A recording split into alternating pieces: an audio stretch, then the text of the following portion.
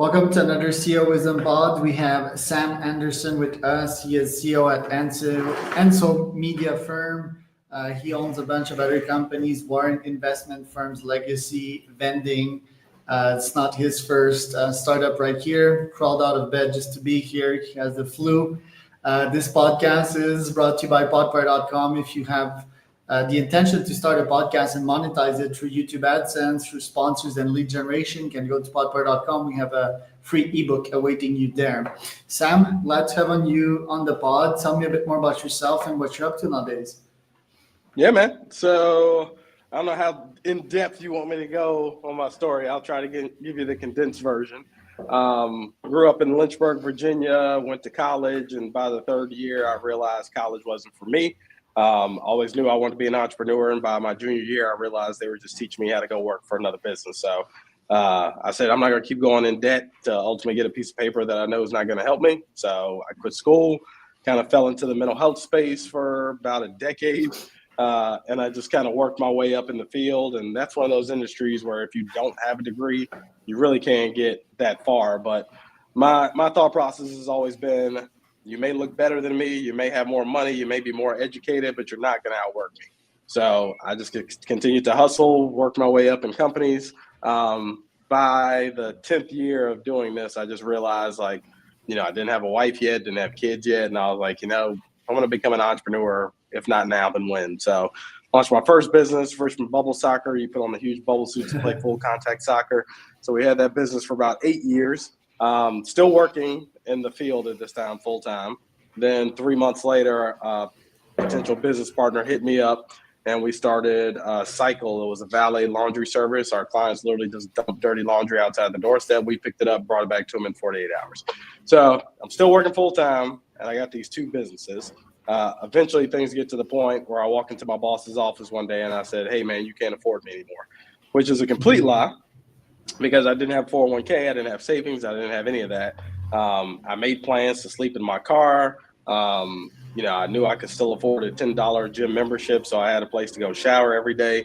Luckily, things didn't come to that, and I feel like there was this one point where I got tested by God, the universe, where I could have gone back to get another job because things were getting so rough. And I said, you know what? I'm willing to sleep in my car. I'll do whatever it takes. So the last day rent was due, because if when you're leasing a place, they give you till a certain date, and they don't care if you got 99.9% of the money. If you're a penny short, they're kicking you out.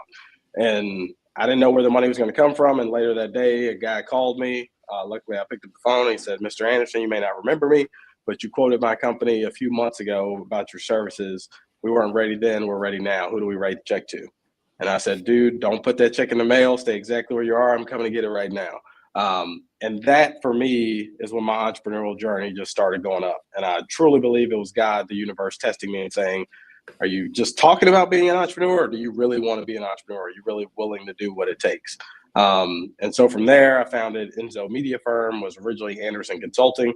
I didn't do any of the stuff that we currently do with marketing, video, social media management, any of that. I went on YouTube and I learned everything I could. So I always tell everybody I'm a college dropout, but I graduated YouTube University summa cum laude. I just went home every night and studied everything I could about marketing. So now we've had this business for 10 years. I have about 14 employees here now. We just moved into this cool new office space down in the heart of the city here in Richmond. Then I also started Legacy Vending. I just done research on vending machines for the longest time, and someone just told me now was the time. If you go to China, you can literally get anything out of a vending machine. Like, you need a transmission for your car, people go to vending machines there. And I see that on track in the U.S. economy as well too. And then Warren Investment, I started in honor of my father. He passed away a couple years ago, but it was always his dream to be able to pass real estate along to his children. Wasn't able to do that, so I founded Warren Investment, started investing in some residential and commercial property. And then lastly, I have my brand, Mrpreneur, which kind of encompasses all of my businesses, but that's more focused on my public speaking. I did release a book a couple of years after becoming an entrepreneur called You Can't Afford Me. I also have a podcast called You Can't Afford Me. And then I also do some one-on-one coaching with entrepreneurs. And my focus there is really entrepreneurs who have been in business less than 5 years. That's really where I feel I can add the most value. So, and then I'm also married. Me and my wife have been married for about 6 years now. I have 2 kids. My daughter's 4, my son's 3. So I sleep about 20 minutes a day. Is the 20 minutes a day serious? Isn't it like more 5 hours? Knowing Nah, you and so how busy you are? I say that jokingly, but I kid you not. I get 8 hours of sleep every night, and I'm up at 5 a.m. hitting the gym. Right. So I grew up in that era with the Gary V's, like, F sleep, like you don't need sleep, like sleep when you're dead type thing. And then Gary even switched that up later on down the road. If you're not taking care of your health as an entrepreneur, entrepreneurship is a full contact sport. If you're not in shape, because I've met guys who are worth millions, but they've been divorced 3 times and they're obese. That's not the kind of life I want. So you definitely need to take care of your health. Like entrepreneurship is a sport. So I make sure I get my sleep every night. Right, which is good. So you quoted Will Smith, I guess, like I think it was on the treadmill. He was saying like, "No one will outrun me on this treadmill." It was like a very Yep. masochist philosophy, which I adhere to, by the way. But is that like explaining 60% plus of your success? What other factors do you use to explain your own success nowadays? What other mental models do you use to get where you are today? Yeah, I think a big part of it is just not quitting. Like I say, if I can do it, anybody can do it. I'm a college dropout. Didn't come from a wealthy family. It was just hard work and determination. A lot of that, the education and the work I was willing to put in along the way, being resilient and being quick to change. Like I'll never forget during COVID, I probably had a staff of about 3 people at that time. And when COVID hit, I mean, as a marketing firm, we're in person with people all the time. So, number one, thank God for the PPP loans because that literally saved us as an organization. And then I had to get creative. So, I went in the studio. I made a bunch of videos showing clients how to record their own content and send it over to us for us to edit and make it look a lot better. And then I'd be on a Zoom call with them while they were recording, telling them exactly how to set up lighting and the proper sound and all these different things. And being that flexible during that time, like really saved our organization. But I think a lot of times just showing up, like I told you, I'm battling the flu right now. So yesterday there was a networking event and the guy who was putting it on told me he was going to give me a few minutes to talk to the crowd. I did not feel like doing it, but I said, you know what? Part of entrepreneurship is just showing up sometime. And I got in front of the crowd. I talked for 5 minutes, and 4 or 5 people ran up to me with their business cards and said, "Hey, I need to do business with you."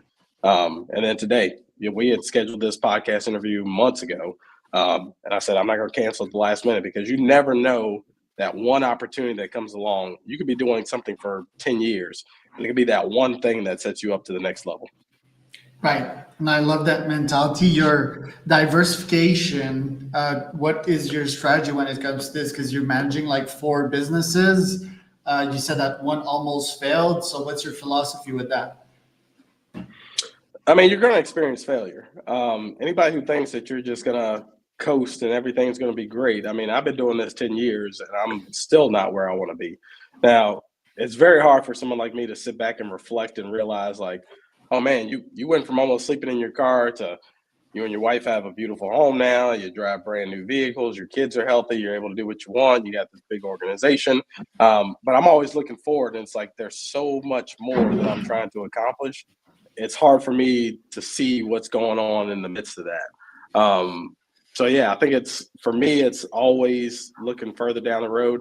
Now, if I wasn't married, I probably would never take the time to smell the roses. Like I'm the worst person to vacation. Like my ideal vacation is a mix between business and pleasure. I'd rather be flying to Turks and Caicos to do a seminar that a client's paying me for and then staying down there another 2 days, not having to work and enjoying myself. Like to me, that's the best vacation. I got a 3-day cap on vacations. Like once I'm on vacation for more than 3 days, I start to go stir crazy. I just got to get to work. Right. And what's your thesis with your podcast? What do you want to achieve with it? So really with my podcast, the main focus was, there are a lot of podcasts out there that speak about entrepreneurship, but they just always give you fluff. It's not like getting into the weeds of like the true struggles of being an entrepreneur, because the term entrepreneurship has become very sexy. Like, be your own boss, like make your own hours, like do what you want when you want to do. It's not always the case. When I first became an entrepreneur, I let go of one boss to take on dozens, if not hundreds of bosses, which were my clients. Like, if I wanted to get paid, I need to be where they needed me to be when they needed me to be there. So for me, it's I'm sorry, I'm on this flu medication, man. Remind me of your question again. I was about to go off Yeah, on your another tangent. podcast thesis. What do you want to accomplish with your pod? Yeah. So with that, it's like we get into the nitty gritty of like what really is needed to becoming an entrepreneur. We talk about the lows on my podcast more than we do the highs. The stories of like having to sleep in your car. I remember eating peanut butter and jelly sandwiches and Little Caesars pizza for breakfast, lunch, and dinner. And it's like, if you're not willing to do, I want people to realize, number one, entrepreneurship isn't for everybody. There is nothing wrong with working for someone else. I'm more or less telling people that you need to be in a space that will fulfill you and make you happy. And it's not going to be entrepreneurship for everybody. So that's really what I want to expose people to and show them, like, if you're not willing to go through these issues, if you're not willing to lose friends, if you're not willing to lose sleep, if you're not willing to give up time, then don't even start. Like, I'd rather people get the true sense of what entrepreneurship is before they even get involved in it. Right. Yeah, I love that. And the podcast, do you invite guests? What kind of questions do you ask them? How long does it last? Do you create extra content afterwards? What's your full strategy with it? Oh yeah. So as a social media company, like, content is king. Even so much, in fact, now, like, a lot of people don't realize, a lot of influencers, they're creating video content that's set up like a podcast, but they don't actually have a podcast. Like, they're sitting there with the headphones and the mic in front of them and things like that, but they don't actually have a podcast. It's just viral content that people have really picked up on. So the fact that we can release a bunch of clips from each episode that are like 30 seconds long and people get that one gem and they're like, well, man, if they said this in 30 seconds, what did they say in the next 30, 45 minutes to an hour? And then that drives people to listen to the podcast. So yeah, we're real big on that piece. Most of my interviews are in person. So I like to stick with people who are local to the Richmond area. When the time's right and there are certain people I want to get on, we will do virtual podcast interviews like this. But for the most part, I'd say probably 80% of my guests are in person. And the questions are really, getting into the nitty gritty of what's the ugly parts of starting your business. Right. And tell me about how you discover these opportunities, like bubble soccer, that's quite uncommon. The vending machine stuff, like, do you have a system to analyze the product market fit in certain niches before you go into them? The best system I have found is following my gut. So I will say this, like, previously I invest in the stock market and crypto and things like that now. But when Meta was first, well, I guess it was just Facebook then, when they were IPOing and becoming a publicly traded company, I had set aside a couple grand to invest. This was going to be the first time I ever invested in the stock market. And I did the worst thing I possibly could. I went on CNN and I watched all these so-called experts and hear their opinion about what Facebook was. And they all were saying the same thing. Oh, don't invest in Facebook. We don't know what it is. They'll never be profitable, blah, blah, blah. Well, had I invested that money back when I knew I should have, my bank account would be looking a lot different than it currently does. So at that moment, I said, you know what? I don't care what other people say. I always have to trust my gut, because what's good for somebody else may not be good for you. So that's really where my focus lies when it comes to, like, just figuring out spaces that I want to be in, if this is the right thing. And I'm willing to give anything a try for at least a year. So the bubble soccer thing popped off because it was more or less the attention it would bring me as an entrepreneur. I knew there was nothing like that in the area. I knew it was crazy and kooky enough that local marketing would, like, pick up stories on me and things like this. So then, and I knew the transition was coming with my marketing business and the laundry services and all that stuff. And I knew that would create enough buzz where I would get in front of some people and they're like, hey, you're the bubble soccer guy. And I'm like, yeah, but I also do this. So it got to the point where there basically wasn't anybody in the business world that I could sit across from that I didn't have something to offer them. Hey, you need a team building activity? I own bubble soccer. Oh, hey, are you super busy and you don't have time to do your laundry? I have this laundry service. Oh, your social media and your marketing is not doing that well? I own a media company. So it was like always some avenue that I could pursue with anybody that I was interacting with. But I mean, of course, I do my research, figure out if it's something that the market will take on. But ultimately, anything, you got to take that risk and roll the dice. Right. And when do you actually know when you have something or when you have a business that you actually need to close down because it's not working? It's for me, it's probably more the passion behind it. So I'll tell you why my laundry business didn't last more than a year because I just wasn't passionate about it. That was the first business that I started where it was strictly a cash cow. Like I didn't even wash my own clothes. I still don't to this day. So it was like I went into a field that I knew absolutely nothing about. I wasn't taking the time to learn the ins and outs because I really wasn't that interested. Um, what I found is that if something's not working, it doesn't mean that the model's wrong. It's just the way that I'm approaching it. So, like when I first started Enso Media Firm, we probably had like 15 different services. In those 10 years, we've kind of whittled it down to about 6 different services because I realized, excuse me, I realized at certain points, I was spending 80% of my time focused on something that only brought in 10% of the revenue. So it's like, why am I spinning my wheels trying to do this when this is the least amount of income that's bringing in? So let's cut it.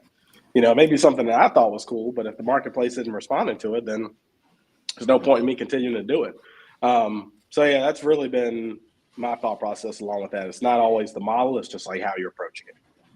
Right.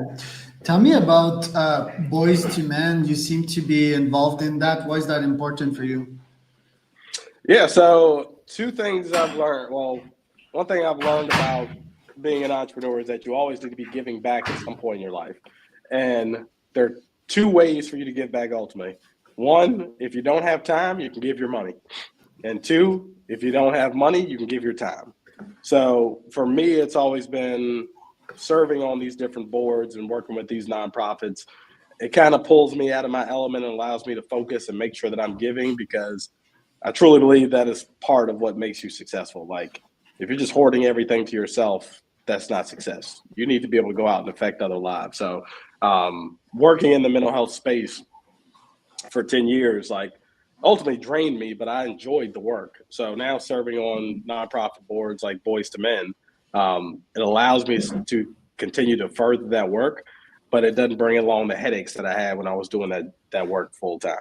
So to be able to work and mentor these young kids that are really just looking for those outlets, they just don't have access to the same information and resources. And to be that resource for a lot of these young men and to come in and work with them, like it's one of the most rewarding things I've ever done. Right. And why is this a problem specifically in the US? All these boys without parents, for example, or without guidance that end up in criminality and in jails. Why is that specific cause more important than another for you? Yeah, it's the prison to pipeline thing where when the organic family isn't together in the home, children ultimately suffer. The rates in terms of like drug use, alcoholism, truancy, all these different things, it happens when the family isn't together. And then making sure these kids have those resources. The statistics are overwhelming where in homes that don't have a father, it's like the kid's 70% more likely to end up in prison at some point in his life. So I think a lot of times, and I can get to a whole political scheme on some stuff that's happening where I believe the government ultimately has been trying to break up families because you look at the incentive when it comes to alimony and child support and things like that. A woman is awarded more if the father isn't in the home. So like the government's trying to incentivize like breaking up with the family because they ultimately know what's going to come because prison's a business. So how can we get more people in prison and increase our business? Let's break up the family. So that's a big piece of it. And that's too long of a tangent for me to go down. But I truly believe like that is a big part of like the breakdown of families in this country. Right. So what are your top goals for this year? So top goals for this year, financial goals for Enso Media Firm for sure. We've kind of leveled up big time on the type of clientele that we've been bringing on. So I think this year is going to be the biggest year that we've ever seen in company history.